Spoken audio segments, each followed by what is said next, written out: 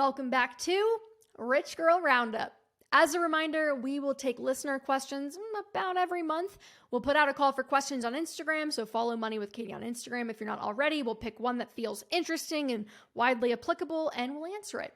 As my standard disclaimer, I'm not a licensed financial professional. This is not financial advice. This is what would Katie do? Here's this week's question from Megan. Hi, Katie. My name is Megan, and I'm calling into the Rich Girl Nation from Nashville, Tennessee. So, clothes. Katie, I know you've talked a lot about the cost of being high maintenance and the trap of materialism, but can we talk about clothes?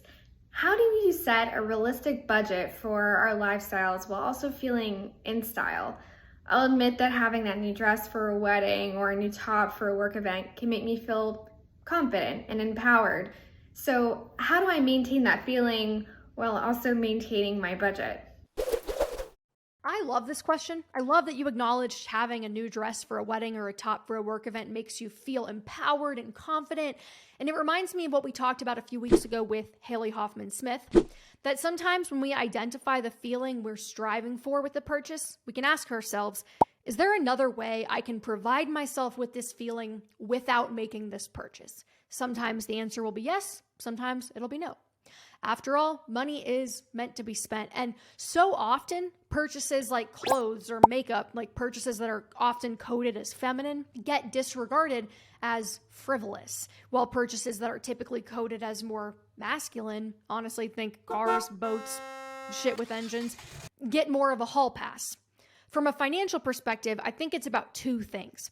A, recognizing the intention behind why you would like to purchase something, and if it's signaling something deeper, or if it's really just about adding a little spice to life.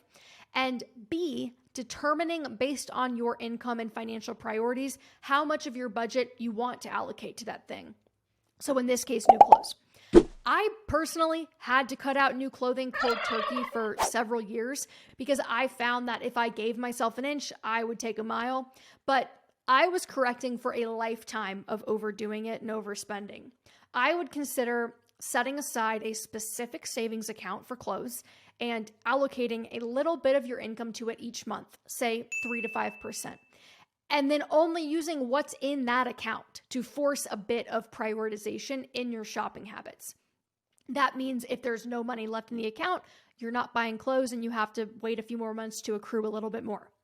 The other angle that I want to highlight here is fast fashion. And while I don't think it's fair to put the responsibility on the consumer to make individual choices that'll change that industry, we can be conscientious of our consumption and what happens to clothes that no longer suit our styles, bodies, or preferences. Per earth.org, in America alone, an estimated 11.3 million tons of textile waste, which is equivalent to 85% of all textiles, end up in landfills on a yearly basis. That's equivalent to approximately 81.5 pounds per person per year and around 2,150 pieces per second countrywide. So I recommend thinking of clothes as long-term investments and renting, borrowing, or only buying quality pieces when you can.